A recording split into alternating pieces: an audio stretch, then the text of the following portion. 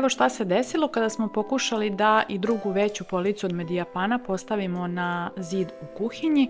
Ovo je zid prema špajzu i ispostavilo se da je on od blokova, odnosno šuplje cigle. Budući da je polica od Medijapana jako teška, nismo htjeli da rizikujemo i da je postavljamo uz obične tiplove, tako da smo se nakon nekog razmišljanja odlučili da probušimo ceo zid i da policu pričvrstimo pomoću navojnih šipki.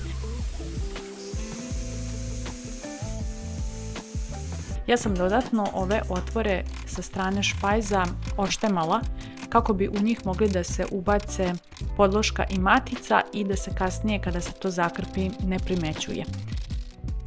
Nakon ovog koraka pripremili smo navojne šipke, skratili na odgovarajuću dužinu.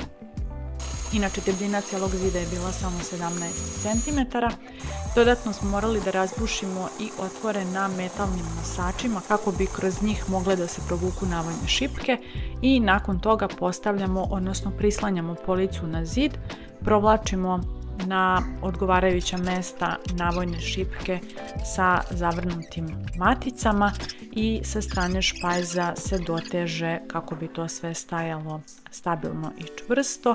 Sa strane špajza to za sada izgleda ovako, bit će sređeno sada kada budemo radili cijelu kuhinju, a bitno da je polica postavljena i da je ovaj problem rešen.